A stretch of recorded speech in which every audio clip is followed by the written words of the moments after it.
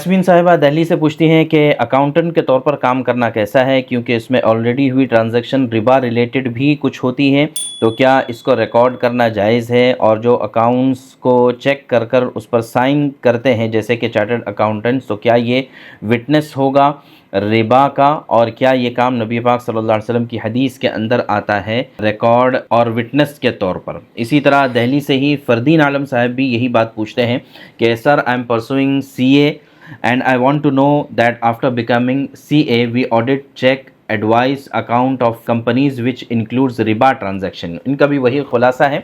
दोनों हजरात का यही सवाल है कि हम CA हैं, प्रैक्टिसिंग CA हैं, तो हमें कंपनीज़ के ऑडिट करने पड़ते हैं, बल्कि बाज़ मरतबा बैंक्स के भी ऑडिट करने पड़ते हैं।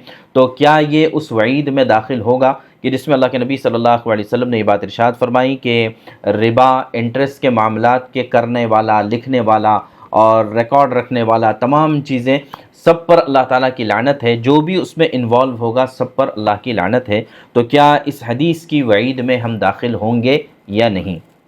तो उसका जवाब ये है कि देखिए, एज अ प्रोफेशन आपका काम रिबा के अकाउंट्स को देखना या रिबा की डिटेल्स को अपने पास रखना नहीं होता है। एज अ चार्टर्ड अकाउंटेंट आपका काम होता है कि हुकूमत के लॉज़ के मुताबिक या हुकूमत के क़वानीन के मुताबिक इनका इनकम और एक्सपेंस चेक करना।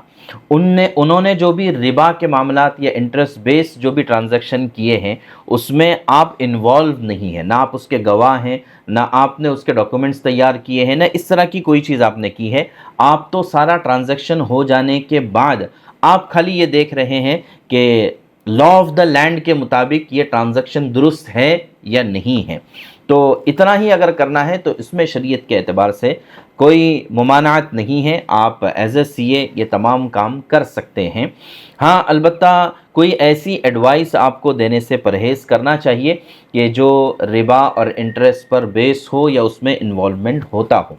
अलबत्ता उसमें भी एक्सेप्शन ये होगा कि अगर टैक्स बचाने के लिए कहीं पर अगर रिबा का मामला करने की ज़रूरत पेश आती है, टैक्स बचाने के लिए बहुत सी मरतबा ऐसा होता है, इसलिए कि इंडिया में टैक्स स्लैब बहुत हाई होता है और एक बहुत बड़ी अमाउंट यानी 30% देना पड़ता है। फिर उसके बाद उसके अलावा टैक्सेस कभी 28%, 18%, पता नहीं कितने सारे स्लैब्स हैं, तो इसके मुताबिक बहुत ज़्यादा टैक्सेशन होता है, ख़ास तौर से सैलरीड पर्सन को।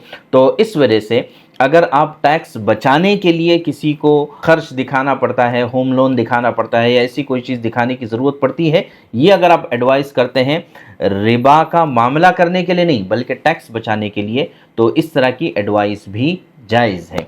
ये जो हमने आपको बात बताई है ये फतवे के तौर पर बताई है, जायज़ और नाजायज़ बताई है, लेकिन आप जितना हो सकता है अपने तौर पर, तक़वे के तौर पर अगर आप इन चीज़ों से बचना चाहते हैं तो ये तो बहुत अच्छी चीज़ है। लेकिन जैसे कि फरदीन आलम साहब ने ये सवाल किया है, should I change my profession for my betterment to stay in it, तो इसमें आपको प्रोफेशन चेंज करने की ज़रूरत नहीं है। अलबत्ता उसी में रहते हुए आप एहतियात जिस हद तक करना चाहें तो ये कर सकते हैं।